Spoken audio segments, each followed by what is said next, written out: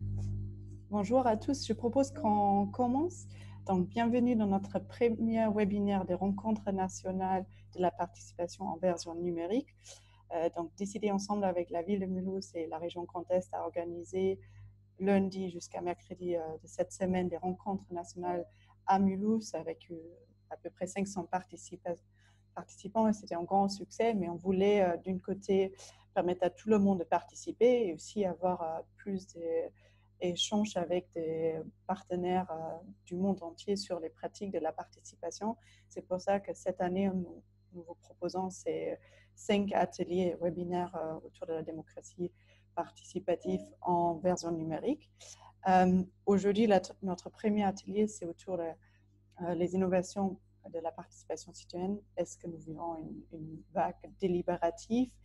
Et j'ai le plaisir d'avoir avec moi Claudia Schwalitz, qui est analyste politique publique au sein de l'OCDE et qui a publié un rapport sur ces sortes de démarches participatives.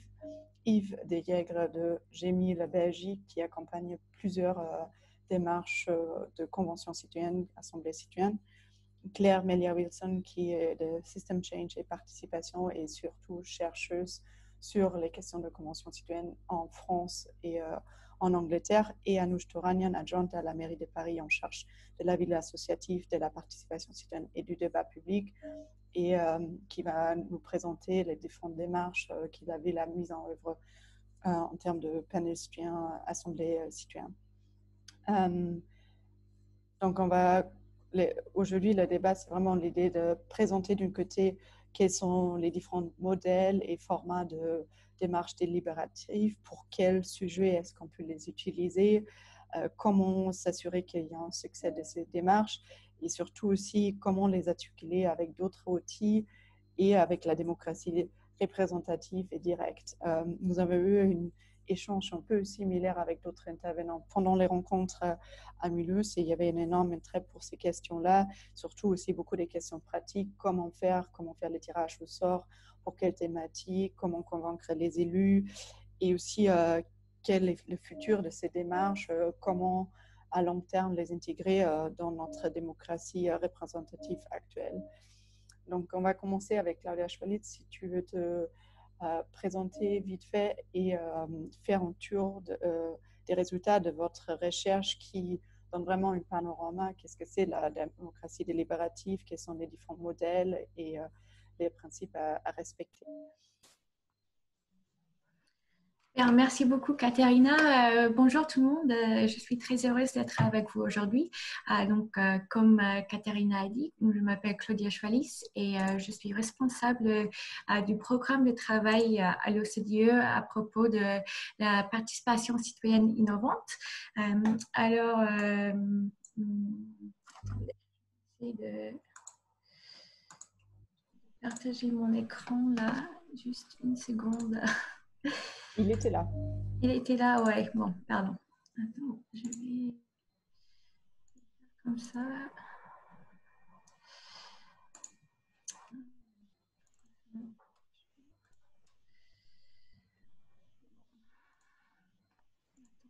Excusez-moi.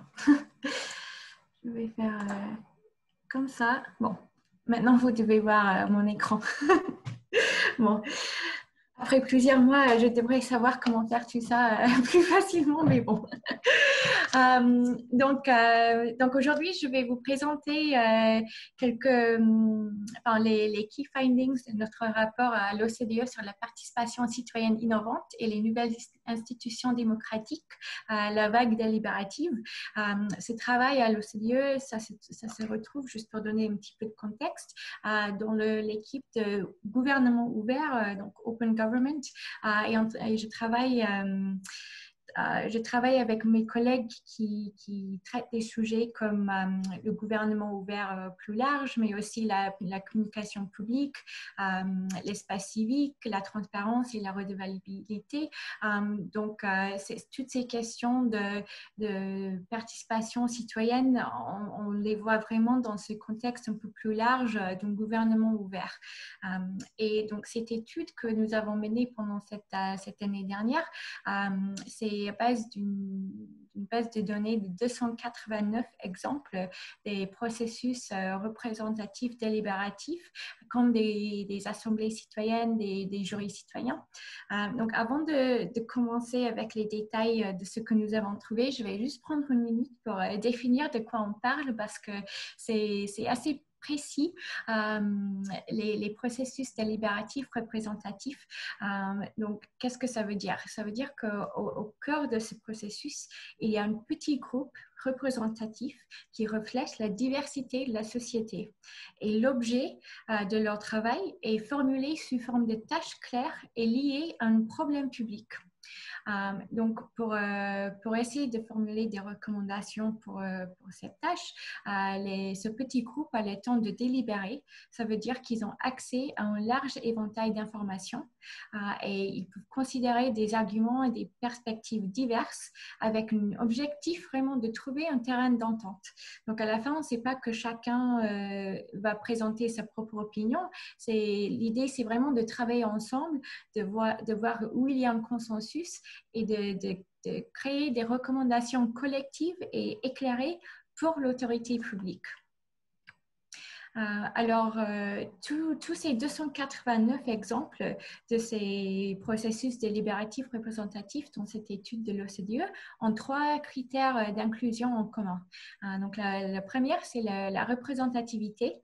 Donc, ça veut dire que les participants sont tirés au sort et il y a une stratification démographique pour que ces groupes soient représentatifs de la société concernée. Deuxièmement, c'est la délibération. Donc, ça veut dire qu'il y a au moins un jour entier de réunion en présentiel dans tous les exemples, vu que la délibération, c'est quelque chose qui prend du temps. Et l'impact, donc nous avons regardé seulement les exemples où le processus était initié par une autorité publique qui, du coup, avait l'autorité de pouvoir répondre et agir à ces recommandations des citoyens. Alors en France, je pense que la plupart d'entre vous, j'imagine, connaissent cet exemple de la Convention citoyenne pour le climat. Donc ça, c'est un exemple pratique d'un processus délibératif représentatif.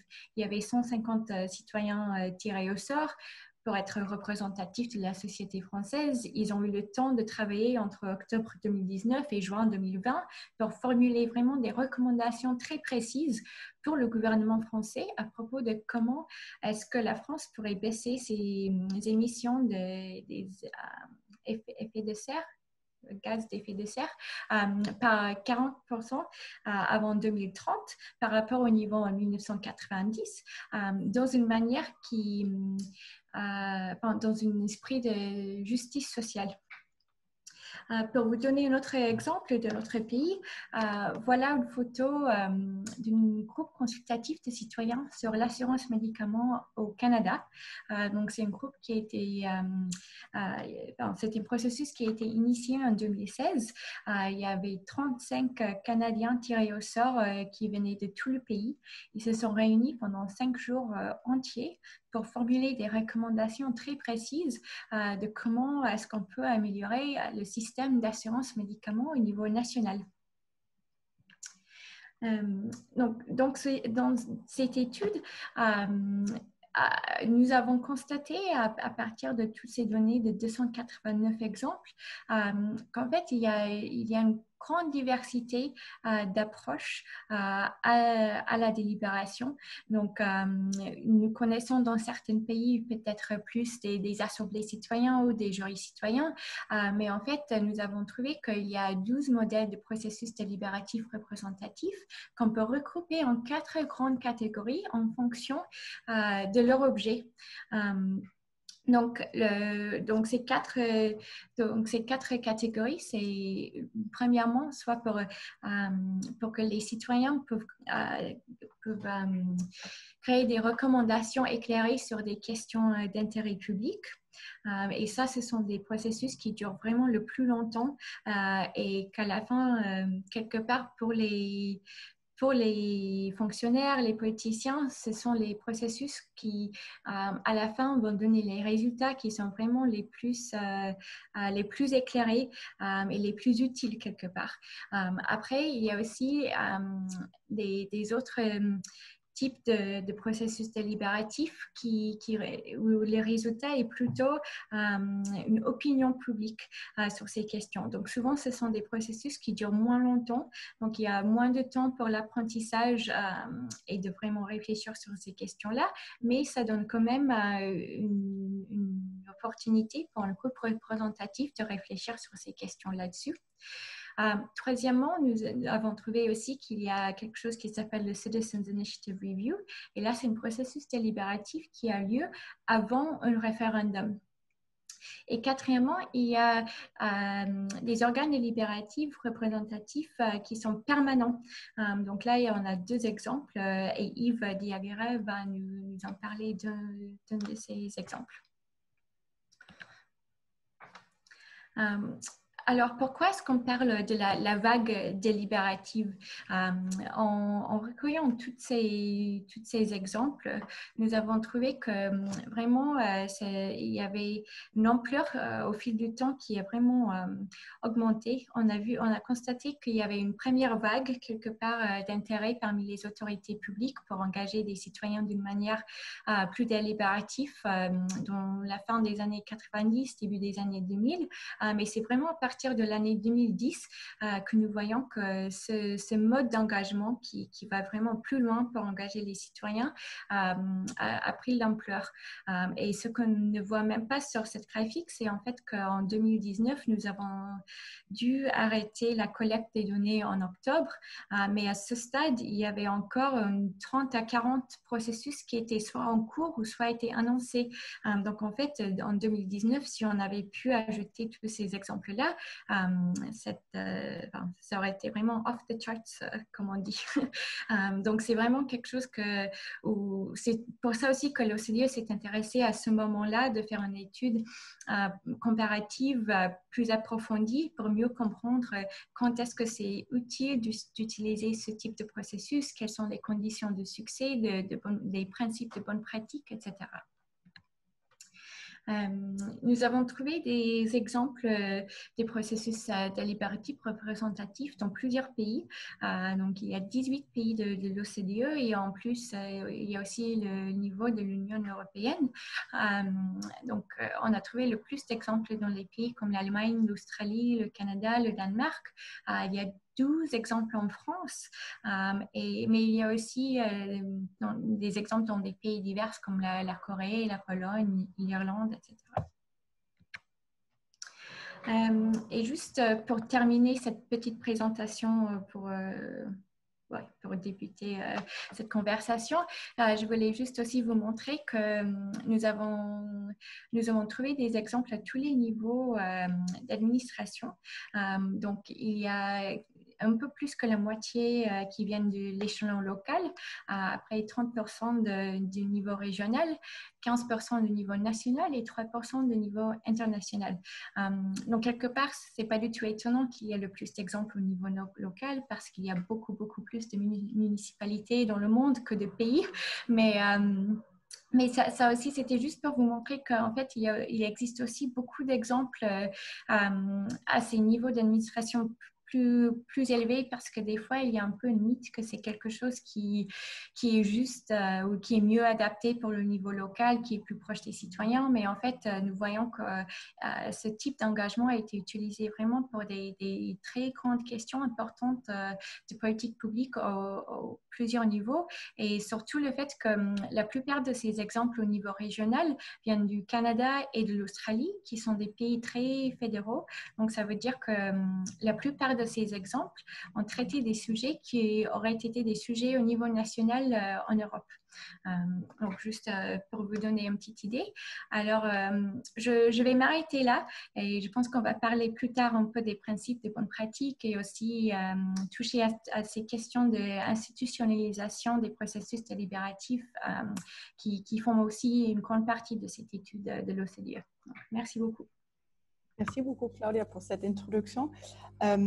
ça vous donne une panorama de ce qui existe en termes de démarches délibératives. Et pour avoir quelque chose un peu plus concret, on vous laisse tourner vers Paris et la Belgique. Donc, Anoush Tranian, est-ce que vous pouvez nous donner quelques exemples de démarches délibératives que vous avez mises en place à Paris et surtout expliquer pourquoi, pour cette thématique-là, vous avez choisi de mettre en place une démarche délibérative et comment cette démarche était articulée avec d'autres outils de participation citoyenne.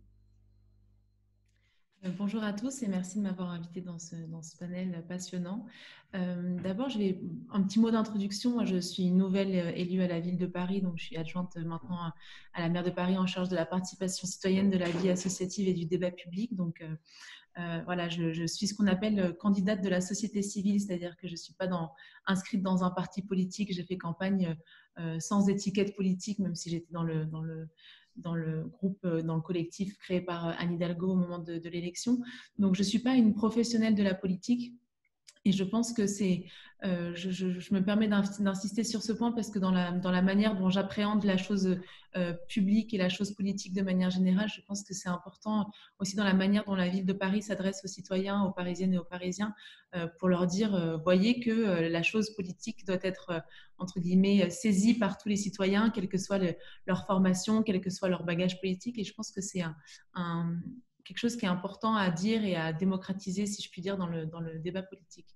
La ville de Paris a une longue tradition de la participation citoyenne, de la démocratie participative. L'exemple le plus fameux, évidemment, c'est celui du budget participatif. C'est l'exemple le plus connu à Paris, en tout cas par les Parisiennes et les Parisiens, et peut-être au-delà de la ville de Paris. Mais en réalité, la ville de Paris a une vraie culture et depuis de nombreuses années a développé un certain nombre à la fois d'outils et de dispositifs, qu'il s'agisse d'instances de représentation, qu'il s'agisse de plateformes numériques. Donc, on a véritablement une palette, si je puis dire, d'outils, de dispositifs, de mise à disposition des citoyens pour qu'ils puissent se saisir des sujets de politique publique et donner leur avis et pouvoir impacter positivement la création d'une politique publique au niveau de la ville de Paris. Dans ce contexte-là, avec cette culture, comme je vous disais, on a accru de plus en plus la mise en place de conférences de citoyens. Donc, alors moi, je suis nouvellement élue, mais déjà, depuis l'élection de la maire en juillet, on en a déjà mis en place 3. Une qui était sur la réforme du plan local d'urbanisme, l'autre qui sera sur la 5G. On va faire aussi des assises pour le stationnement. Donc, autant de sujets divers, mais avec un fort enjeu pour les Parisiennes et les Parisiens, et pas forcément d'ailleurs sur des sujets qui sont de la compétence de la ville. Je pense notamment à la conférence citoyenne qu'on va faire sur la 5G. Sous la précédente mandature, donc on en a déjà fait 3 en quelques mois, sous la précédente mandature, on en a fait à peu près 11 sur des sujets très importants, comme je vous le disais, qu'il s'agisse de la pollution de l'air, qu'il s'agisse du climat, qu'il s'agisse du logement pour les classes moyennes, qu'il s'agisse de la propreté. Donc, vous voyez, la transversalité des sujets que touche la participation citoyenne et volontairement, puisque la maire de Paris souhaite véritablement accroître les sujets de participation citoyenne. Elle a dit il y a quelques semaines que son précédent mandat avait été celui du vélo et que son prochain mandat serait celui à la fois de la végétalisation de la ville et de la participation citoyenne. Donc l'ambition est forte, à la hauteur d'ailleurs de tous les dispositifs et des moyens qu'elle mettra en œuvre pour pouvoir accroître justement cette participation citoyenne à Paris. Plus précisément, pour vous parler un petit peu de la manière dont s'articulent les outils, sous la précédente mandature, donc c'est pas encore, c'est pas un trophée de guerre que je peux revendiquer puisque ce n'était pas moi l'élu, et je voulais d'ailleurs saluer Pauline Véron qui était la précédente adjointe en charge de la participation citoyenne. Ils avaient mis en place au moment du grand débat national une conférence de consensus avec les Parisiens pour qu'ils puissent justement répondre à la question un peu simple de comment est-ce qu'on fait pour renforcer la démocratie participative à Paris. Et donc, ils avaient à ce moment-là pu bénéficier de différents outils. Il y avait 74 réunions publiques, 12 heures d'expression libre à l'hôtel de ville, une consultation numérique sur une plateforme numérique de la ville qui s'appelle id.paris.fr et qu'on va renforcer encore plus dans ce mandat-là. Il y avait eu des conférences thématiques, il y avait même une caravane de la participation qui avait sillonné la ville pendant 5 jours, justement pour aller chercher les publics les plus éloignés ou qui se sentent en tout cas les plus éloignés de la participation citoyenne. Et au total, c'était 9000 contributions qui avaient été faites, dont un tiers portait sur les grands enjeux parisiens que voulaient mettre un petit peu, sur lesquels les Parisiens voulaient mettre un focus un peu plus fort, si je puis dire. Donc, ça vous montre un petit peu les différents dispositifs de participation citoyenne qui existent à Paris, qui soient numériques avec des points Paris, qui soient dans le cadre de conférences thématiques, d'échanges à l'hôtel de ville. On a la chance de pouvoir avoir une multitude d'outils et de dispositifs qui nous permettent d'être une sorte de pieuvre avec plein d'outils et plein de manières de pouvoir aller chercher les citoyens pour leur demander de contribuer et de délibérer sur un certain nombre de sujets. Et à la suite de cet exercice, voyant justement que les Parisiens avaient envie de se saisir des sujets de politique publique, on a créé à ce moment-là une conférence de citoyens qui, pour le coup, a regroupé 20 Parisiennes et Parisiens. Et ils ont pu, eux, travailler davantage sur la question fondamentale de comment est-ce qu'on peut faire pour que les Parisiens et les Parisiennes contribuent davantage à l'élaboration des politiques publiques. Et dans ce mandat-là, je dois dire que ma feuille de route, entre guillemets, pour les 6 ans à venir, repose vraiment sur cette idée de créer un pacte de gouvernance avec les Parisiennes et les Parisiens. C'est un mot fort et de manière délibérée pour dire qu'on crée une sorte de contrat moral, si je puis dire, entre la ville et les Parisiens, qui reposerait donc sur 3 grands engagements. Le premier, c'est de créer un droit effectif à la participation citoyenne, quelle que soit la formation, quel que soit l'âge, quel que soit même le droit de vote, puisqu'on peut être parisien sans avoir forcément le droit de vote.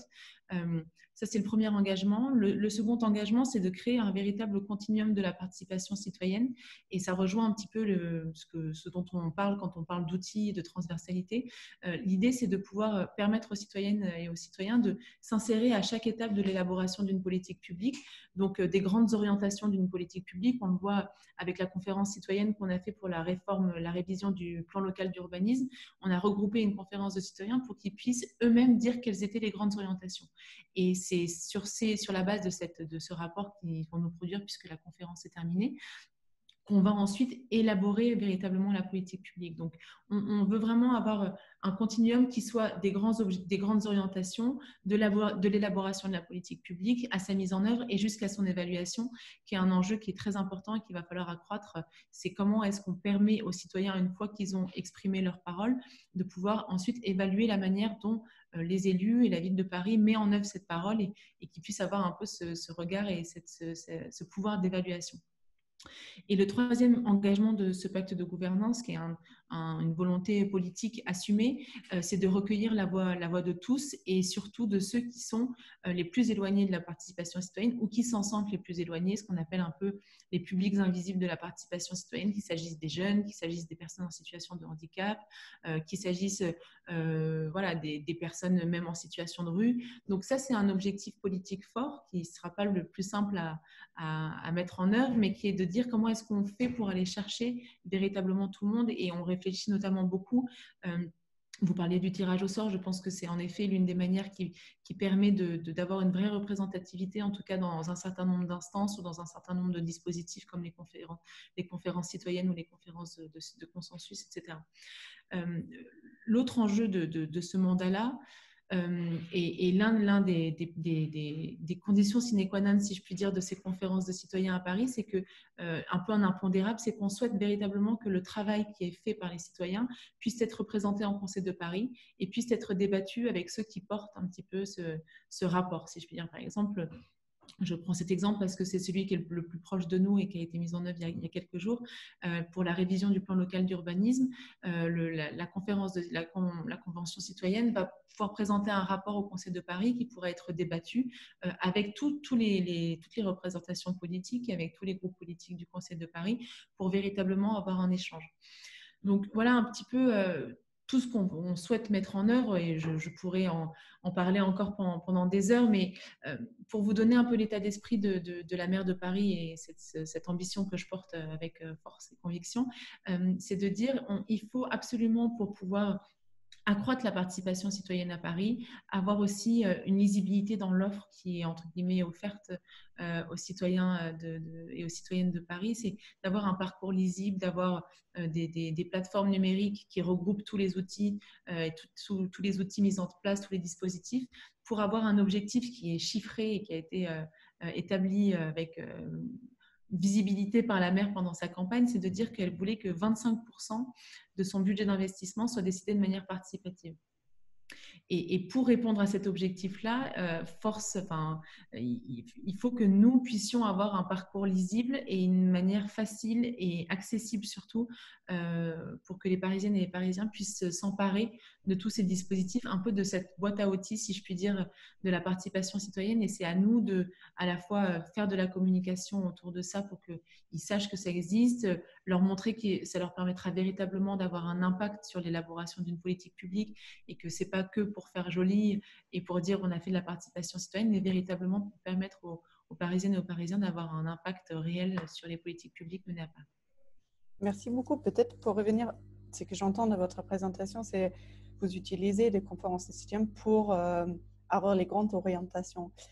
Comment vous avez choisi de mettre, par exemple, en place une conférence de citoyens pour la 5G ou l'urbanisme et pas pour d'autres sujets? Donc, quelle est la démarche ou comment vous choisissez quelles sont les thématiques pour lesquelles vous organisez en conférence de citoyens et aussi en 3 étapes, c'est le déroulé d'une conférence citoyenne?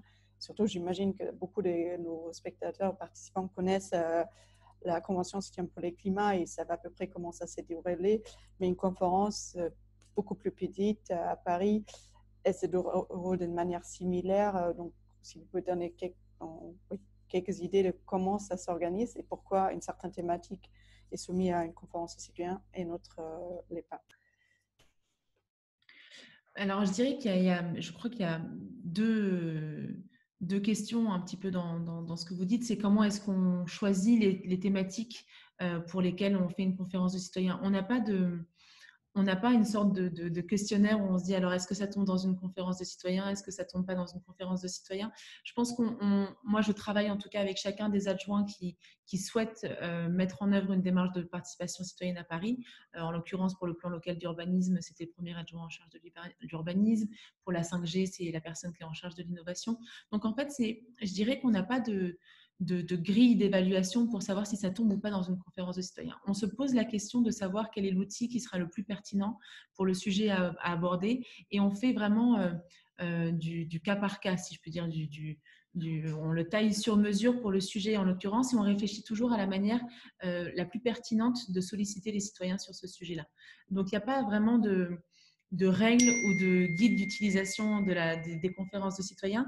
On essaye vraiment de faire du cas par cas et de réfléchir à ce qui sera le plus pertinent et surtout de l'outil qui nous permettra d'aller chercher vraiment une représentativité de tous les Parisiens. C'est-à-dire, est-ce qu'une conférence de citoyens, on l'a fait avec des gens qui vont postuler eux-mêmes pour participer à ce sujet? Est-ce qu'on va faire du tirage au sort pour qu'on ait une vraie représentativité?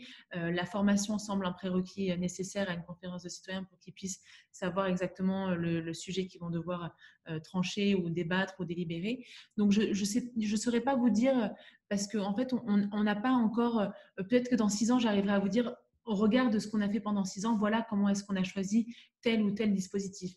Mais pour l'instant, on veut vraiment rester dans une démarche de flexibilité et d'agilité pour pouvoir choisir l'outil le plus pertinent.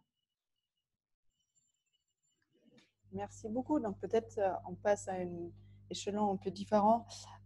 Donc, Yves Deyeg a accompagné plusieurs institutions en Belgique pour mettre en place des assemblées citoyennes. Est-ce que vous pouvez, d'un côté, nous expliquer un petit peu quelques de ces exemples et surtout nous partager avec nous sur quel sujet ou thème c'était mis en place et comment ces exemples s'articulent avec d'autres outils de participation et pourquoi on avait choisi de mettre en démarche délibérative pour ces thématiques. Oui, merci d'abord pour l'invitation. Donc un bonjour de Bruxelles. Je crois que la France est pour l'instant un endroit qu'on regarde beaucoup, où il se passe beaucoup. Donc, c'est vraiment pour moi très intéressant d'être invité pendant ces journées-ci pour vous parler. Donc, moi, je suis le coordinateur du G1000.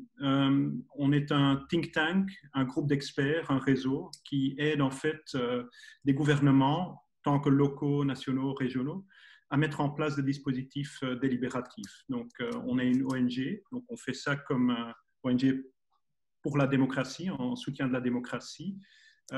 Et on a eu la chance, en fait, d'avoir en Belgique quelques exemples où on a été demandé d'installer des processus délibératifs permanents. Donc, je crois que dans le schéma de Mme Schwalitz, vous avez bien vu qu'il y a un modèle Ostbelgen qui est là à côté, qui était à côté à droite. C'est pour l'instant, c'est aussi un peu une chance d'avoir des hommes ou femmes politiques qui sont prêts à faire cette démarche. Donc, c'est pas la Belgique en soi, mais on a eu un peu de chance qu'en Belgique, il y a plusieurs endroits où ça s'est passé. On peut en discuter plus tard si c'est vraiment quelque chose belge ou pas. Un de ces endroits, c'était la communauté germanophone de Belgique, où on a été demandé par le ministre-président et le président du Parlement. Donc, c'était deux personnages politiques de deux partis différents qui nous ont demandé, voilà, on croit à cette méthode, hein, et je crois que ça, c'est déjà une démarche très, très importante où on est avec le délibératif. C'est à un certain moment, on fait le constat que ça marche, que des citoyens viennent à ces assemblées citoyennes, font du travail qui passe à des recommandations qui sont vraiment utilisables dans la politique publique. Hein, donc, cette petite région avait déjà fait une démarche délibérative unique et ils ont vu, ça marche. Qu'est-ce qu'on fait alors? On peut décider, on l'utilise cas par cas ou quand on a envie, ou on dit c'est quelque chose qui est fonctionnel, qu'on doit institutionnaliser. Donc, ils se sont dit, on veut l'institutionnaliser. Mais comment est-ce qu'on insère cela dans un parlement, un gouvernement? Donc, c'est une petite région, c'est la plus petite région en Europe avec son propre parlement et son propre gouvernement. C'est moins de 80 000 habitants, donc c'est une ville moyenne en France.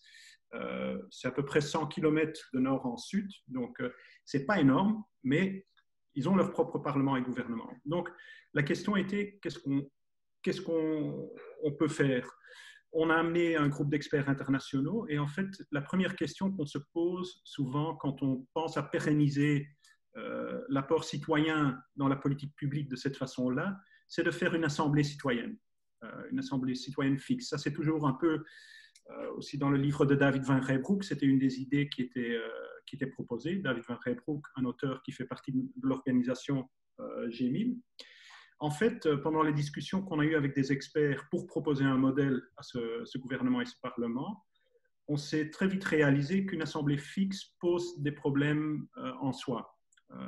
En fait, demander à des citoyens d'être pendant une très longue période le représentant unique des citoyens, de traiter plusieurs thèmes, on s'est dit ils deviendront des hommes et femmes politiques eux-mêmes.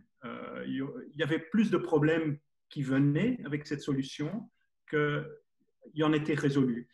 Donc, on est reparti par l'idée, si on veut pérenniser ceci, on a un modèle qui marche. C'est aussi celui qui vient d'être présenté encore une fois dans le rapport de l'OECD, c'est des assemblées citoyennes sur un thème unique où on demande plusieurs jours sur des conditions qu'on sait de proposer des... Donc, comment faire de cela le noyau d'un système institutionnalisé? C'est d'en faire plusieurs. C'est en fait une solution assez évidente. Le problème qui vient du moment qu'on va faire plusieurs assemblées citoyennes, c'est effectivement, il y a deux problèmes. Et ils ont été déjà mentionnés avant moi, donc je peux être assez bref. C'est l'agenda qui propose les thèmes à un certain moment. Parce qu'en fait, dire de quoi on peut parler, c'est aussi un peu décider de quoi on ne peut pas parler. Si par exemple, ça reste au ministre-président de proposer des sujets pour des assemblées citoyennes, ça se peut bien qu'à un certain moment, il propose des thèmes et il fasse des assemblées citoyennes qui sont selon les critères de l'OECD, mais qu'en fait, la population a envie de parler de quelque chose beaucoup plus pertinent ou qui trouve qu'il y a un autre sujet. Donc, comment est-ce qu'on met l'agenda?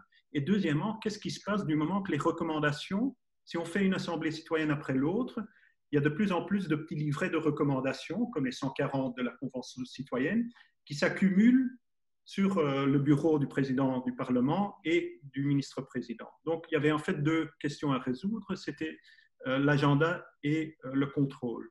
Donc, en fait, le noyau du système, c'est des assemblées citoyennes continues, mais on a mis au-dessus de cela, dans le modèle, un groupe de citoyens, un conseil de citoyens, de 24 citoyens, qui ont en fait pas une tâche de regarder des sujets propres et de faire des recommandations, mais en fait de faire ces deux tâches-là.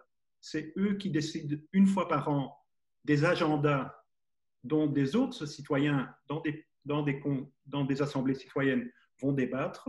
Donc, chaque année, septembre-octobre, ce groupe de 24 reçoit de l'input des citoyens, des hommes et femmes politiques, du gouvernement. Donc, tout le monde peut proposer des sujets, il y a des règles, mais je ne vais pas en rentrer, ça serait trop longtemps, mais la société civile peut proposer. Donc, il y a un tas de suggestions sur leur table et ils débattent pendant un week-end. Bon, sur quel thème est-ce qu'on va faire des assemblées citoyennes cette année? Ils peuvent choisir entre 1 et 3 thèmes. La limite de 3, c'est aussi parce que la petite région a un budget qui est un peu bouclé. Ça pourrait être 4 ou 5, mais on est entre 1 et 3. Donc, en fait, ce groupe, ce conseil de 24 décide de l'agenda. De l'autre côté, ils se réunissent tous les mois pendant l'année et ils ont en fait une liaison avec le Parlement, le greffier du Parlement. Et en fait, ils discutent sur qu'est-ce qui a été fait avec les recommandations de assemblées citoyennes qui ont été faites par d'autres citoyens et où en est le Parlement dans la suite de retravailler ces recommandations en politique publique, en loi, ou peut-être le gouvernement immédiatement dans des décisions du gouvernement. Donc en fait, le modèle Ostbelgen, je crois que le plus révolutionnaire, entre guillemets, c'est qu'avec un vote unanime, ces hommes et femmes politiques du Parlement ont laissé l'agenda à des citoyens. Je crois que, comme aussi j'ai aussi un côté académique, le fait que l'agenda setting a été donné aux citoyens, je crois que c'est quelque chose de très crucial et très innovatif, révolutionnaire. En fait, le contrôle de l'agenda a été relâché. Le contrôle des recommandations, il n'est pas vu et perçu dans le modèle Ostbelgen comme étant, je dirais, chien de garde, pour faire référence à un très vieux livre français sur la politique des années 30. Ce n'est pas des nouveaux chiens de garde, mais c'est en fait plutôt vu comme une liaison, un dialogue. Donc, c'est perçu comme quelque chose de positif. Le citoyen, dans ce modèle Ostbelgen, n'est pas vu comme quelque chose qui est contre les autres niveaux politiques, mais en travaillant avec. C'est vu comme enrichissant. C'est pour ça, je crois aussi qu'il y a eu un vote unanime au Parlement pour cette loi. C'est que ce n'est pas perçu pour quelque chose qui est contre, c'est quelque chose qui aide le Parlement, qui aide le gouvernement à faire mieux de la politique publique. Ça, c'est pour le modèle Ostbelgen. En fait, il y a un autre niveau en Belgique, c'est le gouvernement de la région bruxelloise qui vient aussi de mettre au point un système plutôt institutionnalisé d'assemblée citoyenne. Là, par contre, l'agenda n'est pas donné à un comité de citoyens, c'est en fait des propositions que les citoyens peuvent faire. Donc, avec un numéro de 1000 signatures, la proposition doit être élaborée, mais donc les citoyens peuvent proposer des sujets, mais c'est plutôt perçu comme des assemblées consécutives. Ce qui est intéressant dans ce modèle-là, c'est qu'en fait, c'est perçu comme des citoyens avec des hommes et femmes politiques. Donc, il y aura 15 élus du Parlement qui siégeront dans les commissions délibératives avec 45 citoyens. C'est un modèle qui en fait reprend le premier modèle irlandais où aussi on avait un mix de hommes, femmes politiques et citoyens. L'idée là est justement un enrichissement de la vie politique du parlementaire en étant avec le citoyen tiré au sort et en fait de travailler ensemble à des sujets. Voilà. Ça, c'est un peu la présentation des deux modèles en Belgique les plus en vue qui ont institutionnalisé ces assemblées citoyennes. Et donc, voilà. Merci, Catherine. Merci beaucoup. J'ai déjà vu qu'il y a beaucoup de questions aussi très pratiques dans le chat, mais on va revenir sur ces questions tout à l'heure. Donc, avant d'avoir à nouveau un peu un regard plus global de Claudia sur cette question de pourquoi choisir une certaine thématique pour une conférence citoyenne, assemblée citoyenne, quelques retours d'éclairs sur ce qu'elle a pu observer avec l'Assemblée citoyenne pour le climat en Grande-Bretagne. Déjà, pourquoi est-ce qu'on a décidé de mettre en place une assemblée sur la question du climat et comment a été organisée et articulée avec d'autres outils et peut-être aussi quelques comparaisons avec l'Assemblée en France qui est, je pense, un peu plus connue parmi nos participants.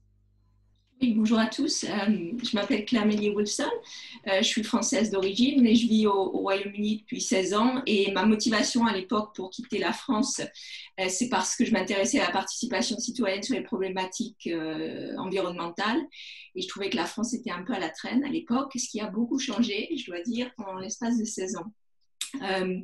Donc j'étais observatrice, une des observatrices accréditées pour observer la Convention citoyenne et je suis également facilitatrice de l'Assemblée citoyenne britannique qui a eu lieu cette année et je vais être également impliquée dans l'Assemblée écossaise qui va débuter le 7 ou 8 novembre sur toujours la crise climatique. Et dans le cadre donc de cette expérience, je participe à un projet de recherche avec le Center for Climate Change and Social Transformation à l'Université de Cardiff, où je vais participer en fait à une analyse comparative entre l'Assemblée britannique et l'Assemblée française. Donc il y aura beaucoup d'enseignements qui vont ressortir dans les mois à venir. On a prévu de publier les findings en début d'année prochaine. Donc, en termes juste pour vous donner brièvement, effectivement, une présentation rapide de l'Assemblée britannique, j'imagine que la plupart d'entre vous ont entendu parler de la Convention. D'après un sondage, 70% des Français ont entendu parler de la Convention, ce qui est assez impressionnant. L'Assemblée britannique a été beaucoup moins médiatisée que la Convention française. Il y a pas mal de raisons pour cela, hein. Mais ce qui est intéressant, c'est de voir comment l'Assemblée est née au Royaume-Uni.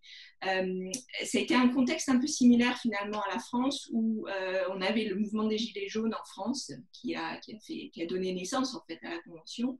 Au Royaume-Uni, on a eu un mouvement de la société civile qui s'appelait Extinction Rebellion, qui est né au Royaume-Uni et dont la troisième demande est la création d'une assemblée citoyenne sur la crise climatique. Et dans ce cadre-là, il y a eu donc un intérêt important pour ce sujet. Le Royaume-Uni a déclaré l'urgence climatique en mai 2019 et par la suite, 6 comités parlementaires ont décidé de mettre en place une assemblée britannique sur la crise climatique. Donc, la différence majeure avec la Convention, c'est que le mandat ne vient pas de l'exécutif, en fait. C'est pas Boris Johnson, en fait, qui a commandité l'Assemblée. Ce sont 6 comités parlementaires. Donc, en termes de rapport de pouvoir et d'influence, c'est quand même une différence majeure, puisque c'est dans le cadre de l'Assemblée britannique, c'est plus une assemblée à vocation consultative, plus qu'à vocation finalement de recommandation, mais qui ont, dans le cadre de la France, on l'a vu, il y a vraiment un rapport de force qui s'est créé et il y avait un engagement d'Emmanuel Macron pour le sans filtre. Alors, les interprétations sont riches à ce sujet, mais il y a quand même beaucoup plus de poids qui a été donné à la Convention. Donc ça sera intéressant à voir comment ça évolue dans les mois à venir. À ce stade, ce sur quoi se sont engagés les comités parlementaires, c'est à créer ce qu'on appelle Parliamentary Inquiry, c'est-à-dire que les recommandations de l'Assemblée britannique vont être analysées par les 6 comités parlementaires et le commitment auquel ils se sont engagés, je vous le dis en anglais, c'est assez intéressant. The committees will aim to use the Assembly's result to inform their work in scrutinizing government. Donc en fait, c'est un travail de contrôle en fait du pouvoir de l'exécutif, mais sans plus de pouvoir que juste un pouvoir de contrôle et d'évaluation. Donc ça, je pense que c'est important à rappeler. En termes de processus et de durée, c'est assez similaire finalement. La Convention a duré plus longtemps puisqu'il y a eu 7 sessions. L'Assemblée britannique était initialement prévue pour 4 sessions, 4 week-ends, et du fait du Covid, au final, il y a eu 3 sessions en présentiel et 3 petits week-ends en ligne, en utilisant Zoom. Donc le format était assez similaire, avec des sujets très similaires également, 5 groupes de travail dans le cadre de la convention sur les thématiques que vous devez connaître: consommation, travailler, produire, transport et logement, et un peu similaire dans le cadre de l'Assemblée britannique également. Je pense que ce qui serait intéressant peut-être, une des questions que Katharina, je pense que vous vouliez aborder, c'est pourquoi choisir des démarches délibératives et pour quel sujet, quel thème, et comment les articuler avec d'autres outils. Et je pense que ça, c'est intéressant à évaluer, parce qu'on voit que ces 2 assemblées ont traité de la crise climatique de façon assez similaire finalement, et je pense qu'il serait intéressant de comparer avec ce qui est en train de se développer en Écosse, qui est en train d'aborder le sujet climatique avec une perspective qui est beaucoup plus systémique. Donc ça sera intéressant de voir comment l'anglais impacte finalement le processus délibératif par la suite. Et je pense que il y a beaucoup d'enseignements à tirer sur à la fois la Convention et l'Assemblée dans la façon dont la crise climatique a été abordée. Est-ce que les questions qui ont été posées permettent vraiment d'envisager les enjeux de la crise actuelle et d'aborder les transformations nécessaires à la hauteur de ce qui est requis face à l'ampleur de la crise? Et ça, ce sera, je pense, un sujet important à débattre, et à mon sens, c'est la question est-ce que ces processus sur les enjeux climatiques sont à la hauteur finalement? Et j'ai quelques réserves à l'heure actuelle. Merci beaucoup. Donc oui, on a vu un peu dans notre présentation que la question climat, urbanisme est assez présente pour les assemblées citoyennes. Peut-être Claudia, si tu peux revenir sur un peu les résultats de la recherche, quelles ont été les thématiques les plus importantes ou le plus souvent soumises à ce sort de démarches, et aussi pour revenir tout de suite déjà à la question après, comment, donc d'une côté, quel futur pour ces sortes de démarches et comment les articuler avec la démocratie représentative actuelle. On a vu un modèle très spécifique et unique en Belgique de l'Est. Mais est-ce qu'il y a d'autres modèles, est-ce qu'il y a d'autres idées où on pourrait aller aussi dans d'autres pays et d'autres communes?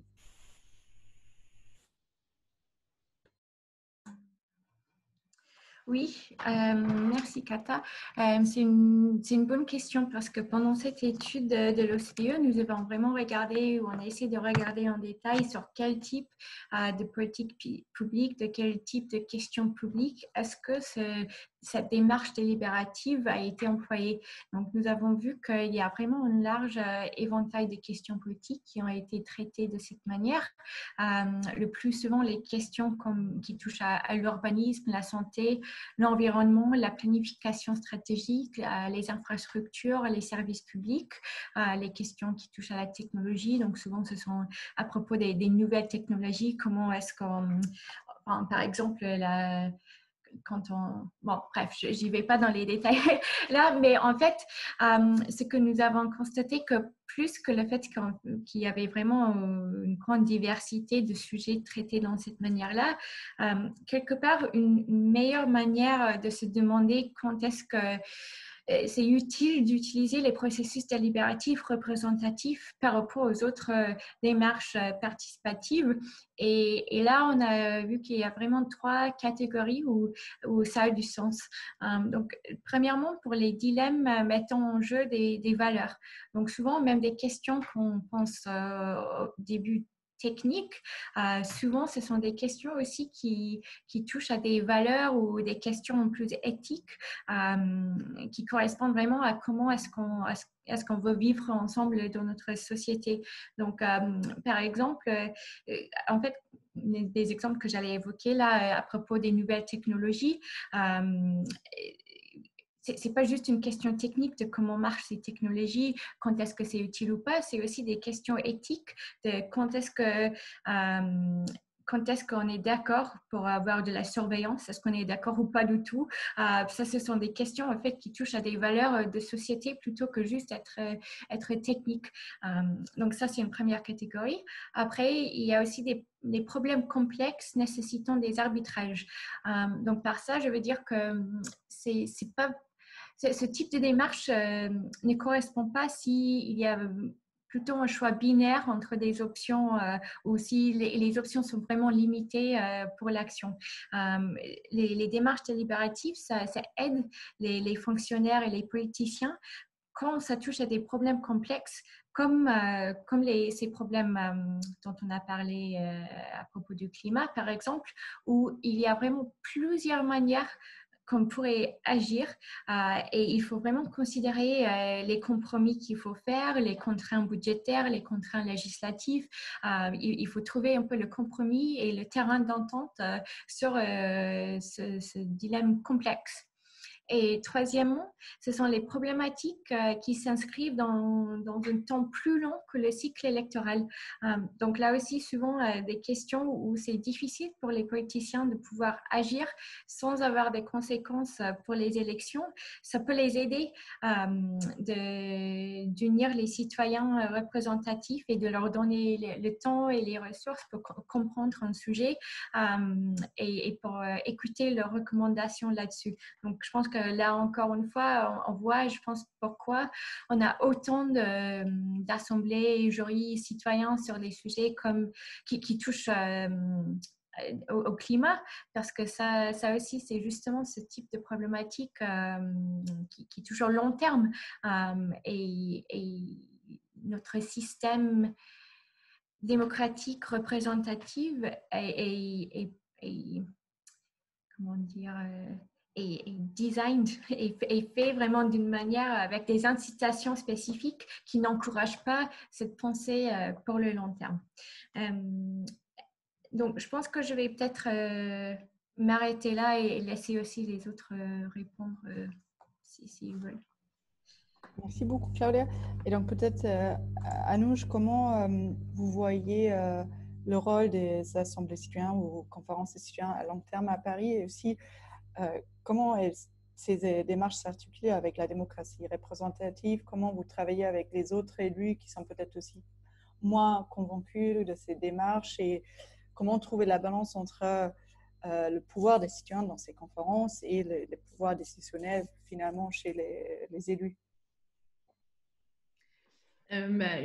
Pour reprendre votre phrase qui dirait que les élus sont peut-être pas aussi convaincus que moi de l'intérêt de conférences de citoyens, de participation citoyenne, c'est en fait, étonnamment, c'est tout l'inverse qui se passe. Je pense que le fait qu'il y ait eu pendant un mandat le budget participatif qui a largement mobilisé les élus, que ce soit d'ailleurs des élus locaux, des maires d'arrondissement, qu'il s'agisse d'adjoints à la maire de Paris, ça a fait un peu le travail d'acculturation auprès des élus et de formation et ils ont su se saisir de ces outils de participation citoyenne. Et maintenant, il y a une sorte de vous parliez de vague, je pourrais reprendre le même terme en disant que ils ont envie de s'en saisir, mais malheureusement, ils ne savent pas trop comment le faire pour l'instant.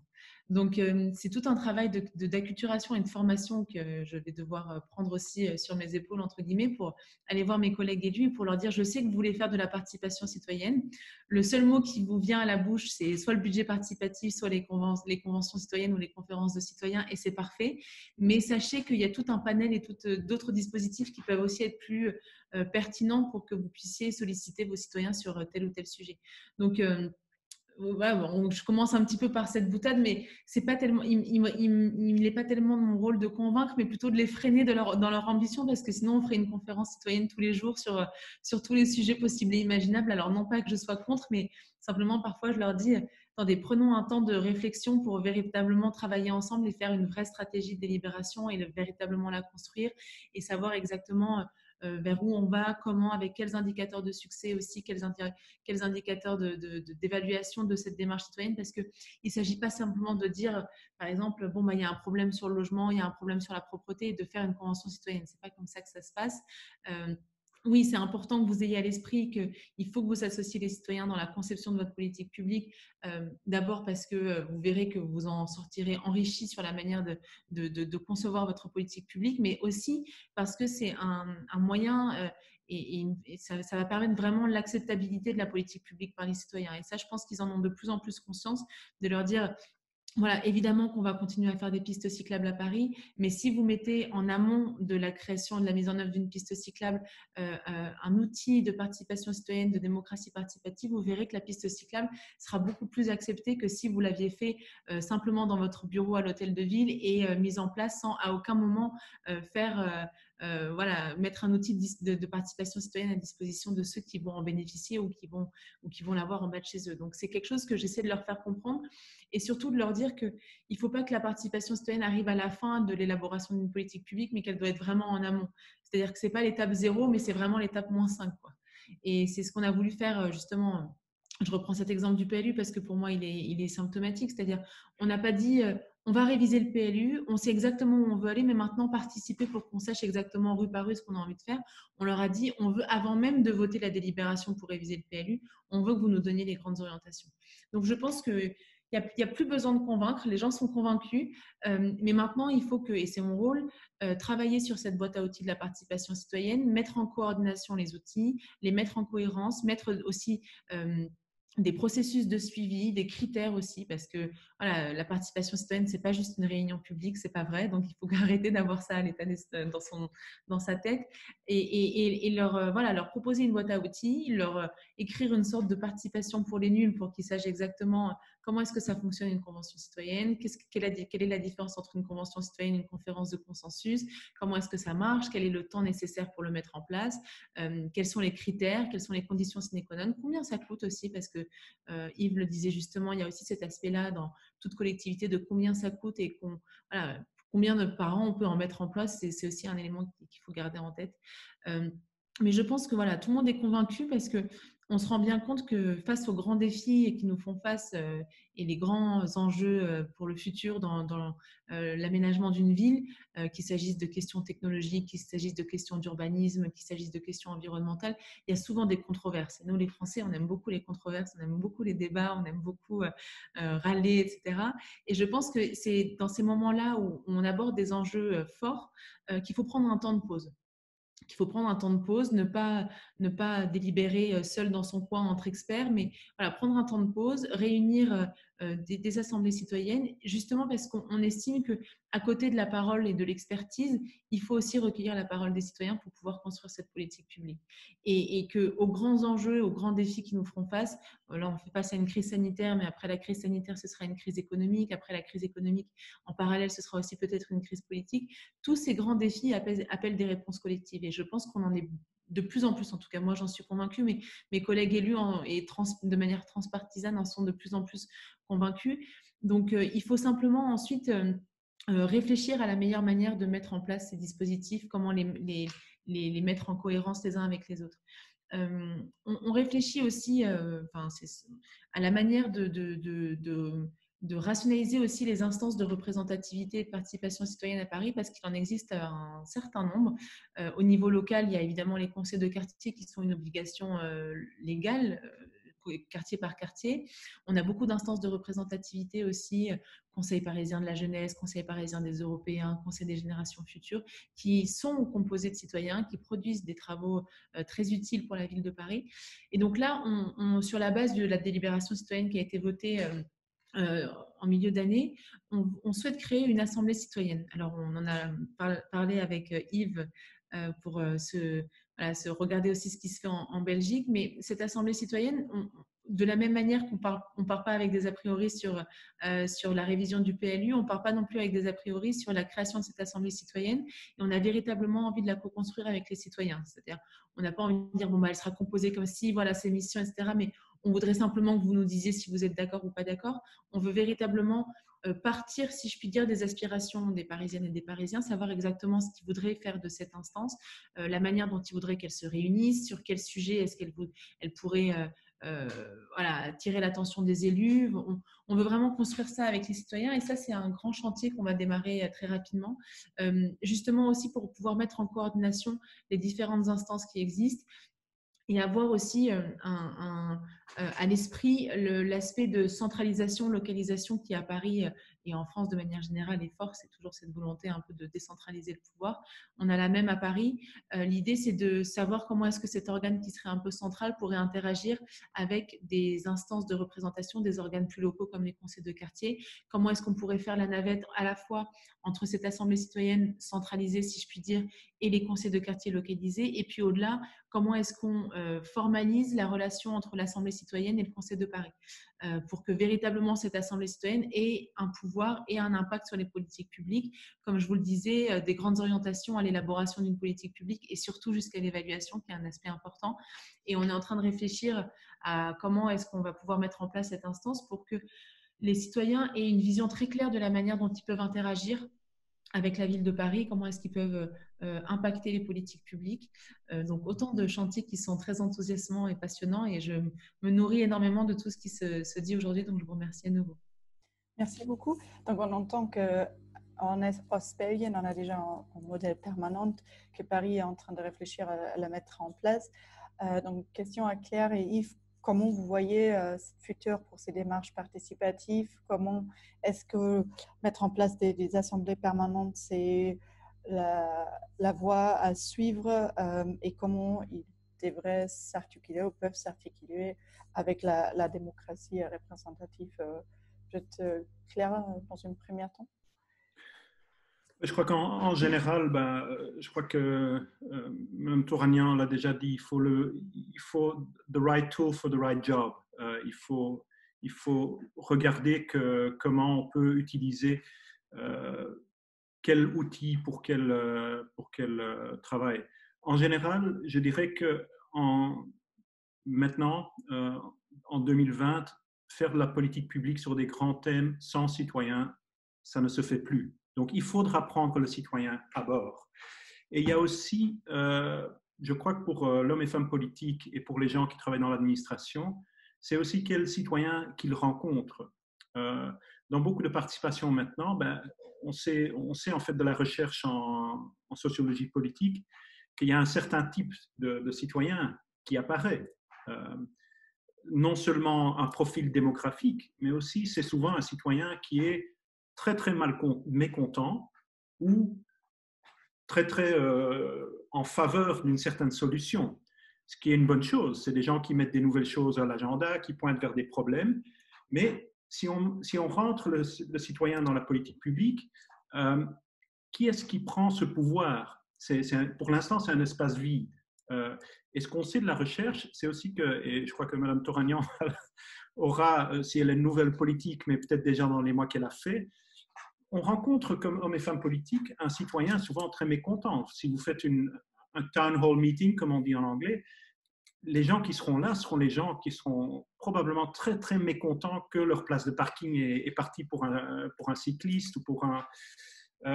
et donc c'est aussi de voir comment d'aller de quelque chose d'un peu dérégulé vers comment est-ce qu'on veut rentrer ce citoyen dans... Donc, je n'ai pas de modèle exact à proposer. Le modèle Ostbelgien, on a raisonné avec beaucoup d'experts, et comme Mme Touragnan a dit, voilà, on a parlé avec Yves. Mme Schwalitz faisait partie de nos experts à Ostbelgien, donc on ne l'a pas fait tout seul non plus, mais on l'a fait en discussion avec les hommes et femmes politiques. Je crois que Claudia se souvient. La première réunion qu'on a eue, c'était dans le Parlement, et on a mis tous les partis sur le podium et on leur a demandé qu'est-ce que vous voulez. Pas qu'est-ce que vous voulez comme, mais pourquoi est-ce que vous voulez ceci? Plutôt la motivation que qu'est-ce que vous voulez comme truc technique. Quelle maison est-ce que, pourquoi est-ce que vous demandez 15 architectes internationaux pourquoi est-ce que vous voulez bâtir une maison? Et nous, on va vous mettre une maison. Donc, il faut regarder aussi qu'il y a de plus en plus d'hommes et femmes politiques qui veulent des solutions. Tout le monde est à la recherche. Et je vais vous dire, et après je vais passer, comme ça on aura le temps pour quelques questions-réponses, mais je vais vous dire que mon organisation, on parle aussi avec des gens qui sont dans des groupes industriels, aussi des groupes de citoyens comme Extinction Rebellion. Partout, des gens ont l'impression que le modèle est en train de, surtout sur des questions de longue durée, grands projets d'infrastructure, toutes les choses commencent à coincer. Et ce n'est pas seulement la politique. Dans beaucoup d'endroits, il y a un sentiment, bon, il faut que ça change. Je crois que le plus important, c'est de le faire de façon raisonnée. Donc, je ne vais pas apporter de... Je pourrais vous mettre un agenda personnel du G1000 ici devant là. Mais je crois que surtout, c'est un débat qu'on doit faire, un débat raisonné, pas impulsif, pas naïf, et être certain qu'on utilise les choses qui sont adaptées au problème, mais aussi à la situation. Par exemple, Paris a une diversité, pauvreté, etc., des problèmes qui sont complètement différents qu'Osbelgen. Donc, pour le recrutement, comment faire qu'en sorte on ne fait pas de nouveau quelque chose où une partie des citoyens n'est pas présent, etc. Il faut chaque fois faire un travail de détail aussi qui est adapté au système politique pour lequel ça doit travailler. Mais je crois que c'est un travail qui doit se faire maintenant. Il y a beaucoup de gens qui sont prêts à travailler. Donc, il n'y a pas d'aversité. Je vois très peu d'aversité entre politique, et on vient de l'entendre de Mme Touragnan. Les hommes et femmes politiques n'ont plus peur du citoyen. C'est comment travailler positivement et construire quelque chose, avec chacun son rôle. Donc, voilà. C'est un peu ma perspective dans la chose. Merci beaucoup. Et Claire Oui, cette question, je pense, de l'articulation de la démocratie représentative et délibérative et directe, elle est assez fondamentale, et je pense que la Convention citoyenne pour le climat et l'Assemblée britannique, en fait, révèlent des choses assez intéressantes sur ce sujet.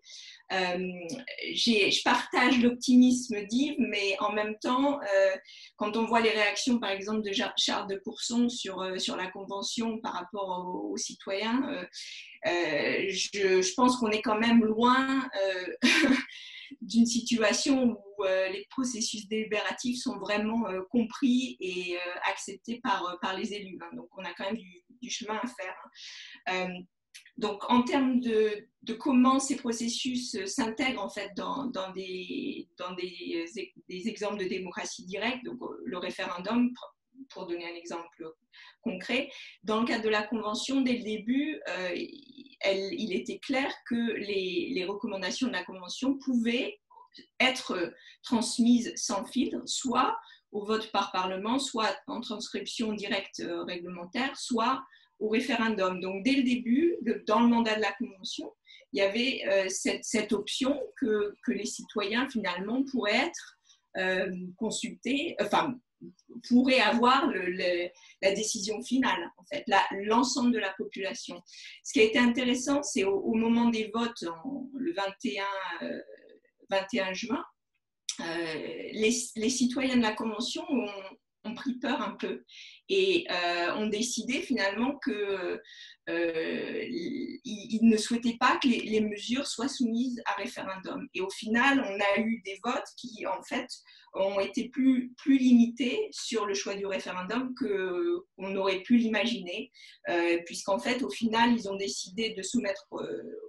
De suggérer la mise en référendum sur la révision de l'article 1er de la Constitution, la révision du préambule et la législation sur l'écocide.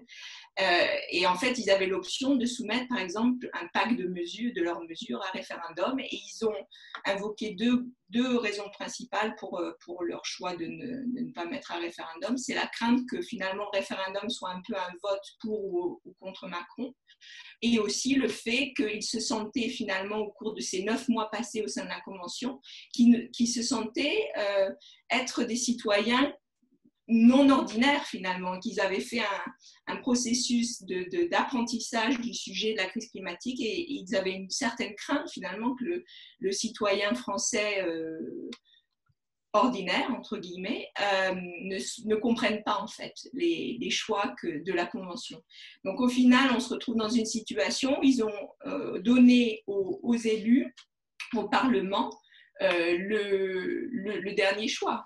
Et c'est ce qu'on voit en ce moment avec ce projet de loi qui est en train d'être développé, qui sera soumis à l'exécutif normalement fin novembre. Il y a un article du Monde d'ailleurs qui est paru aujourd'hui qui est assez intéressant, qui explique comment ce processus est en train de se dérouler.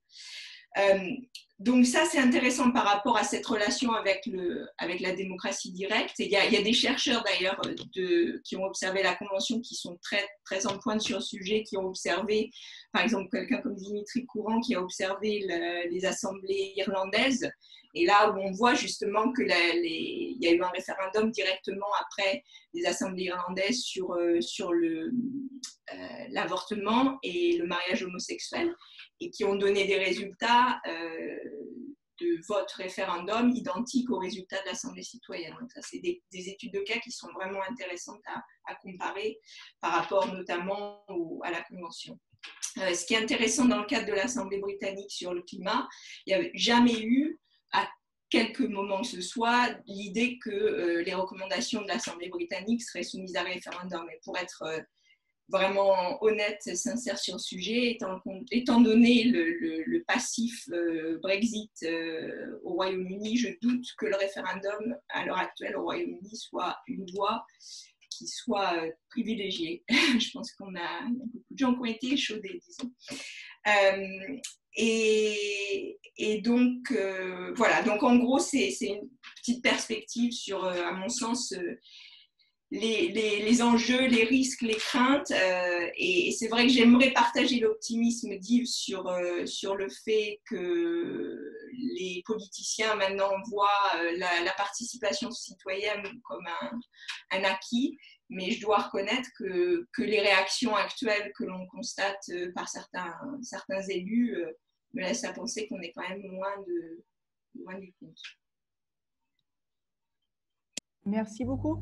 Comme vous avez peut-être vu, il y a énormément de questions dans notre chat. Donc, ma collègue Clara va vous les poser. Et après, j'aimerais bien, comme il nous reste déjà très peu de temps, faire le tour pour chacun. Vous répondez à quelques des questions et vous dites aussi votre mot de clôture. Donc, je donne la parole à ma collègue Clara qui va vous transmettre. Bonjour, on a recueilli quelques questions dans le chat qu'on a regroupées en 3 grandes questions. Donc, tout d'abord, est-ce qu'une petite commune peut créer un dispositif délibératif représentatif et comment? Quels sont les moyens nécessaires, notamment en termes de budget, en termes juridiques, pour une conférence citoyenne ou un dispositif délibératif? Et est-ce que l'organisation interne de la collectivité doit s'adapter? Ensuite, deuxième question, comment garantir l'implication à long terme de citoyens et citoyennes tirés au sort? Pour éviter un désinvestissement, est-ce qu'il ne vaut pas mieux tirer au sort sur une liste de citoyens volontaires? Et est-ce que l'indemnisation est une bonne option? Et pour finir, une troisième question plus dirigée pour Yves, en particulier, lorsque les élus et les citoyens délibèrent dans le cadre d'un modèle mixte, comment garantir la liberté de parole et de pensée des citoyens et citoyennes qui peuvent être moins à l'aise dans cette configuration? Merci beaucoup. Peut-être, Yves, je te laisse commencer. 2-3 minutes, maximum. Budget, ça dépend. Tout ça, c'est je crois que la Convention citoyenne, c'était plus que 5 millions. Je crois que l'Écosse, c'est 3 et un peu, mais Ostbelgen, c'est quelques 10 000. Je crois que ça dépend aussi et là, c'est peut-être plus important, c'est qu'il y a un développement dans l'administration de soutien à la participation. À un certain moment, une partie peut être pris pas dans un budget externe, mais budget interne. Alors, le tirage au sort, je crois que justement, dépendant d'une petite commune, ça c'est une question que je ne vais pas aborder ici, une liste de volontaires, non, justement. Toute l'idée alors là, on peut faire un town hall meeting, donc une assemblée libre. Ce seront les mêmes gens qui, justement, le tirage au sort, c'est pour éviter qu'on a un public qui est toujours là. Je crois justement que faire plusieurs assemblées, j'essaie d'être vite, va stimuler plus de personnes, surtout des personnes qui se sentent pas en efficacité politique. C'est d'entendre l'histoire la plus connue du Citizen Assembly en Irlande. C'est un gars qui travaillait à la Poste, Et il y a eu dans un journal allemand un prix pour son profil, où tu vois le gars qui travaille à la Poste, qui a été recruté quand il était dans le pub, je crois. Il voulait d'abord pas, il est allé. Et en fait, il détaille justement dans son histoire qu'il s'est rentré dans ses... D'abord, il rentrait, il se sentait mal à l'aise. Moi, j'ai rien à foutre ici, je connais rien de la politique. Et il en est sorti avec l'idée que moi aussi, je peux dire quelque chose. Et j'ai compris, et quand on me donne le temps, et des histoires comme ça peuvent justement renforcer des gens comme moi, hommes blancs, avec un background académique, on est là. Ça, il y en a assez. C'est justement ces gens-là qui entendront des histoires d'autres citoyens qui étaient là, de leur profil. J'étais là, on m'a écouté. C'est le profile photo de la Convention citoyenne où on voit des gens comme moi, des gens comme moi étaient là. Donc moi, je crois plutôt qu'à long terme, justement, ce ne sera pas un désistement, ce sera plus motivant de voir que c'est un travail qui rapporte quelque chose. À la fin, pour politique et citoyens ensemble, il y a eu l'expérience en Irlande. Ça dépend très, très fortement si l'homme et femme politique laisse son manteau politique un peu à l'entrée de la salle. Donc, en Irlande, tous les partis politiques avaient dit, où on avait des commissions mixtes, vous pouvez être en toute liberté. Vous ne devez pas défendre la position du parti quand vous êtes à table avec les citoyens. Il n'y a qu'un parti, je ne vais pas le mentionner, qui avait dit non, on a un mandat du peuple. Même dans cette table-là, nos politiques seront défendus. Donc, ça dépend beaucoup de cela. Je crois qu'on verra à Bruxelles comment ça marche. L'idée est justement de renforcer cette conversation entre politique et citoyens. Et il y a une facilitation, et je regarde là Madame Mellier-Wilson, il faut des facilitateurs très forts et professionnels, justement quand on a des hommes et femmes politiques à table, et aussi des gens comme moi qui parlent trop longtemps. Voilà, je vous laisse la parole. Merci beaucoup, c'était très bref et bien sur le point, donc merci beaucoup. Peut-être Claire, quelques réactions? Quelle question particulière, pardon? Si tu veux réagir un peu à ces questions, donc par exemple la question comment faire pour que les citoyens qui sont tirés au sort désinsistent pas, donc est-ce qu'il faudrait les immuniser ou pas, et aussi est-ce que avoir une assemblée citoyenne représentative tirée au sort, ça pourrait fonctionner dans une petite commune? Est-ce que tu as des expériences, des avis sur ça? Alors ça c'est effectivement c'est intéressant cette question par rapport à l'échelle en fait, et Claudia a bien démontré que ça peut se faire à toutes les échelles, hein. Et c'est vrai qu'au Royaume-Uni ça a été intéressant parce qu'en fait l'Assemblée britannique au niveau national est venue en fait après beaucoup d'assemblées locales sur le climat, alors qu'en France on voit c'est le phénomène un peu inverse où la Convention a été initiée. Ensuite, maintenant, on a par exemple une convention en Occitanie qui vient juste de se terminer, et on voit le mouvement un peu inverse, c'est-à-dire du local au national et du national au local. Mon expérience, par exemple, à l'heure actuelle, je suis une des facilitatrices d'un Citizens Jury à Kendal, c'est dans le nord de l'Angleterre, dans une région qui s'appelle Cumbria. C'est le plus petit Citizen Jury qui a eu lieu jusqu'à ce jour sur la crise climatique. Et ça représente une échelle il y a 40 000 habitants en fait à Kendal. Donc c'est très petit avec des compétences finalement du Town Council qui sont assez limitées. Mais je pense qu'on a...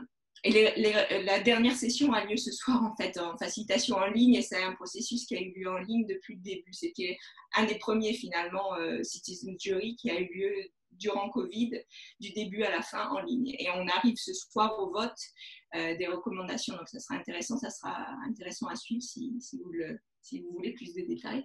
Et je pense que on voit que ces processus sont faisables complètement à ces échelons au niveau local, effectivement.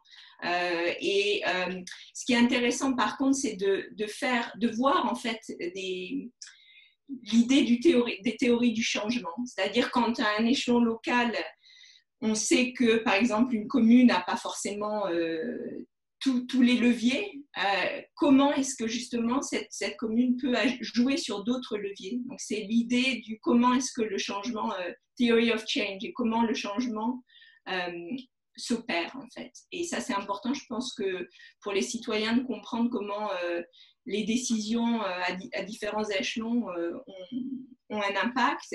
Et c'est vrai qu'on le voit à l'heure actuelle pour Kendall, par exemple, il y a une mine à ciel ouvert, une mine de charbon qui a été annoncée, son ouverture a été annoncée. Et qui va à l'encontre finalement des émissions, des objectifs de réduction des gaz à effet de serre, et les citoyens se rendent compte qu'on est dans cette tension-là en fait sur la crise climatique entre l'échelon local et l'échelon global, et comment les rapports de force se jouent en fait à cet échelon-là. Donc je ne sais pas si je réponds à la question, mais en fait en termes de différents échelons, je pense que c'est tout à fait envisageable. Merci beaucoup. Je pense que Claudia a aussi quelques réponses et il y aura beaucoup plus de détails dans le rapport sur les questions d'indemnisation, des budgets, même si ça c'est quelque chose que nous on voit aussi dans nos recherches sur la participation citoyenne, c'est très difficile à établir souvent. Donc, je te laisse la parole aussi pour quelques mots pour conclure. Oui, merci Katharina. En fait, oui, je voulais bien répondre à cette question de comment on peut s'assurer de l'implication des citoyens qui sont tirés au sort, parce que ça me permet aussi de partager une dernière fois mon écran pour vous montrer aussi les principes de bonnes pratiques que nous avons développés à l'OCDE au sein de cette étude empirique. Et aussi en travaillant avec des experts qui étaient un mélange de fonctionnaires, de praticiens et d'académiques pour développer ces principes de bonnes pratiques, parce que ça touche vraiment à ça. D'abord, je voulais aussi vraiment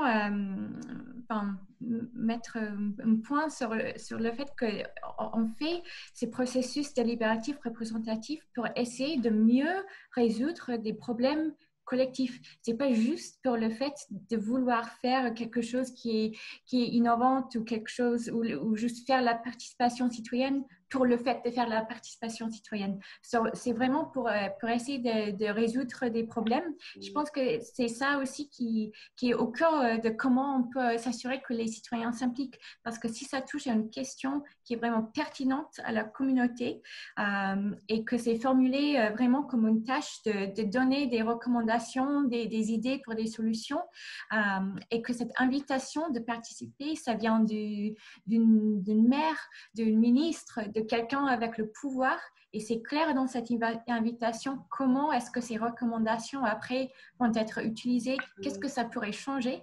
Après, les citoyens veulent donner leur temps pour participer. Donc, même si on demande 2, 3, 4, 5, 6, 7, 8 jours de leur temps, en fait, quelque part, plus de temps on demande, plus ça démontre aussi que c'est quelque chose qui est sérieux et que c'est pas juste une opinion publique qu'on veut juste les opinions qui sont pas forcément très éclairées ou réfléchies, ou les citoyens ne sont pas obligés de tenir en compte les compromis, mais ça devient vraiment des recommandations qui sont utiles après pour les fonctionnaires, mais c'est aussi pour les citoyens. Ils veulent prendre le temps de les construire ensemble pour la communauté, parce qu'ils voient aussi qu'à la fin de tout ça, l'engagement est sérieux. Donc, je ne vais pas aller en détail là dans tous les 11 principes parce que je n'ai pas le temps, mais je voulais juste montrer ça, que en fait, l'objet, c'est tout ce dont je viens de parler. Mais après, il y a plusieurs choses qui travaillent ensemble pour que ça devienne un processus qui a du succès quelque part, dans le sens que à la fin, il y a des recommandations qui sont vraiment utiles pour les fonctionnaires et les politiciens. Mais en même temps, c'est fait d'une manière qui peut inspirer plus de confiance des concitoyens. Donc, je vous conseille d'aller sur le site de notre rapport, et si jamais il y a des personnes qui sont intéressées à en parler plus en détail, vous pouvez aussi me contacter directement, parce qu'on va continuer à travailler vraiment sur ces sujets-là à l'OCDE après ce rapport. Donc, merci beaucoup. Merci beaucoup, Claudia. Donc, pour finir, peut-être avec des réponses à des questions très pratiques. À Paris, comment vous avez fait? Combien de budget ça coûte à peu près? Qui est responsable pour la mise en place de ces conférences? Et aussi, comment vous vous assurez que les citoyens qui sont tirés au sort participent du début jusqu'à la fin? Et peut-être vous avez aussi des statistiques à quel point les participants répondent à cette requête et participent de A à Z à ce processus. Alors déjà, sur les aspects budgétaires, c'est pas pour botter en touche, mais c'est un peu difficile de répondre. Je rejoins Yves. Ça dépend combien de participants on veut dans la conférence citoyenne, parce que c'est pas le même prix si on en veut 20 que si on en veut 150. C'est pas la même chose si on veut faire des mini-conférences par arrondissement ou si on veut faire… c'est très difficile à dire, et encore une fois, j'entends la nécessité pour certains de ceux qui participent et qui suivent de savoir à peu près combien ça coûte, etc. Mais c'est difficile à dire comme ça de but en blanc. En termes d'organisation, en termes d'organisation politique, c'est moi en tant qu'élu qui coordonne tous ces moments de participation citoyenne avec mes collègues adjoints thématiques. C'est-à-dire que si demain on devait faire une conférence citoyenne sur le climat, je le ferai en lien avec l'adjoint en charge du climat. Le plan local d'urbanisme a été fait en lien avec le premier adjoint, la 5G avec la personne en charge de l'innovation. Donc, c'est des binômes à chaque fois, hein, évidemment, puisque je ne prétends pas maîtriser tous les sujets sur le bout des doigts. On voulait envisager un référendum sur Airbnb aussi. C'était en lien avec l'adjoint en charge du logement. Donc, en termes de travail, si je puis dire, politique, c'est toujours en binôme, moi, avec un de mes collègues. Sur des choses très localisées, c'est en lien avec les maires d'arrondissement. On a une administration, évidemment, à Paris qui travaille sur ces sujets, qui est experte de ces sujets-là, le service de la participation citoyenne, qui, elle, prend le temps de travailler sur la feuille de route, de définir les objectifs, et aussi, la plupart du temps, de prendre contact avec un prestataire extérieur qui s'occupe de la mise en place de ces conférences citoyennes, parce que ce n'est pas moi qui tire les Parisiens au sort. Donc voilà, c'est un processus qui à Paris et prend du temps, mais pas parce qu'on en perd, mais parce que c'est des processus qui prennent nécessairement du temps, de savoir exactement ce qu'on attend de la conférence citoyenne, à quel objectif est-ce que ça répond, qu'est-ce qu'on attend des citoyens. Tout ça prend du temps à digérer, à réfléchir, à travailler ensemble. Et puis après, pour pouvoir solliciter un prestataire qui mènera à bien cette conférence citoyenne de A à Z, qui fera bien un compte rendu, ce qui est très important, qui fera bien le suivi, qui donnera la parole à tout le monde. Il ne s'agit pas d'avoir des assemblées représentatives, il s'agit aussi de pouvoir les faire interagir et que ce ne soit pas, entre guillemets, que les experts de la participation citoyenne ou ceux qui sont déjà dans des associations et qui savent comment s'exprimer. Yves, tu le disais justement, que tout le monde ait le sentiment qu'il a sa place, qu'il est entendu, qu'il n'est pas jugé. C'est tout un travail d'animation qui est très important à faire et qui est peut-être 50% du travail quand on fait une conférence citoyenne, c'est d'avoir le bon animateur et le bon animateur de la conférence, et qui permet de faire un bon compte rendu, parce que c'est à la fin ce qui nous sera présenté, nous élus, et que c'est important que ce soit présenté de la bonne manière. Sur le tirage au sort et sur l'indemnisation, je n'ai pas de recul nécessaire encore pour dire ça avec affirmation et dire c'est comme ça et pas autrement, mais il y a quand même l'intuition que si on veut des citoyens tirés au sort, qui s'investissent, qui prennent le temps d'écouter, etc., qu'il faut une forme, pas d'indemnisation, mais en tout cas de contribution, enfin, voilà, valoriser leur engagement, valoriser le temps qu'ils passent dans l'Assemblée citoyenne à délibérer, parce que c'est autant de temps qu'ils passent pas soit à leur travail, soit auprès de leur famille. Il y a différents modes pour faciliter cet engagement. Voilà, prévoir, je sais pas moi, une garderie pour les enfants, pour pouvoir avoir une vraie représentativité des mères ou des pères célibataires. Enfin, c'est tout un tas de choses qui peuvent paraître bêtes sur le papier, mais qui sont importantes d'avoir en tête quand on veut avoir une vraie représentativité. Utiliser un langage qui soit simple à lire et à comprendre, parce que tout le monde ne parle pas bien français. Pouvoir aussi avoir des interprètes pour sourds et muets pour les personnes en situation de handicap. Enfin, il y a tout un tas de choses auxquelles il faut penser quand on veut justement recueillir la voix de tous et avoir une vraie représentativité. Et je pense que, je n'utiliserai pas le terme de rémunération, le mot me manque, mais de contribution aux faits qui se sont déplacés, aussi pour valoriser le fait qu'ils sont là. Et ce qui est toujours c'est toujours très enthousiasmant, je dois dire, de voir des citoyens qui arrivent le premier jour en se regardant un petit peu comme ça, en se disant qu'est-ce que je fais là, comment est-ce que je vais pouvoir intervenir sur la révision du plan local d'urbanisme, je ne sais même pas ce que c'est a priori, je n'ai pas de formation d'architecte, etc. Et de les voir à la fin, au bout de quelques week-ends à la fois de formation et d'interaction, etc., de les voir vraiment, ils ont saisi le sujet, quoi. On leur a donné le mandat et ils l'ont pris à bras-le-corps. Et gare à vous, élus, si vous voulez leur reprendre des mains, parce qu'ils y tiennent beaucoup à la fin. Donc, c'est toujours très enthousiasmant de voir, quel que soit le sujet, quels que soient les panels de citoyens sollicités, de voir qu'ils ont vraiment pris leur mission à cœur et que oui, quand on leur donne les clés pour réfléchir et qu'on leur dit on est là, élus, pour vous donner les clés, mais après on sort tout de suite et on vous laisse débattre et on reviendra qu'à la fin quand vous aurez fourni votre rapport, c'est toujours très enthousiasmant de voir qu'ils ont saisi le sujet, qu'ils se le sont appropriés et qu'ils ont envie vraiment d'impacter. Et moi, c'est ce que je leur dis souvent quand on démarre, je leur dis moi, je ne suis pas experte du plan local d'urbanisme, je ne suis pas architecte, je ne suis pas une experte de la politique, mais pourtant, j'ai estimé à un moment de ma vie que j'avais quelque chose à dire pour l'amélioration de ma ville, de mon quartier. C'est pour ça que j'ai envie de m'engager. Vous aussi, engagez-vous parce que vous avez quelque chose à dire et vous êtes beaucoup plus l'expert de votre rue, de votre quartier ou de votre arrondissement que je ne le suis ou que le sont les élus à Paris. Et c'est ça un peu le discours que j'essaie d'avoir auprès des citoyens qu'on a eu pendant même la campagne électorale. Et j'essayais de leur dire véritablement, regarde, moi je ne suis pas une experte de la politique comme vous, et pourtant j'ai quelque chose à dire, donc vous aussi vous avez potentiellement quelque chose à dire. Et je pense que c'est quelque chose qui est important à mettre dans l'esprit des citoyens, de leur dire, la politique, c'est pas un monde professionnel fermé, au contraire, ça vous est ouvert et nous, on vous ouvre les portes. Voilà. Merci beaucoup. Je sais qu'il y a beaucoup de questions auxquelles on n'a pas répondu et c'est une thématique sur laquelle on peut discuter pendant des jours et des jours, surtout si on va aborder toutes les questions logistiques et pratiques. Côté Décider Ensemble, on va organiser tout un webinaire probablement sur ce sujet en vue de l'entrée pour cette thématique. D'abord, je voulais vous dire qu'on continue déjà à 16h avec notre webinaire sur les questions de comment mener une consultation de longue durée, donc de plusieurs mois, voire années. Donc, si ça vous intéresse, n'hésitez pas à nous contacter pour qu'on vous envoie les liens. Et je souhaite bien remercier à tous nos conférenciers de leur participation à ce webinaire et le partage de vos expériences, vos idées ou aussi inquiétudes sur ce sujet. On va partager le PowerPoint de Claudia et n'hésitez pas à nous contacter si vous avez besoin d'autres informations. Donc, merci beaucoup et désolé encore une fois qu'on n'a pas pu prendre toutes les questions.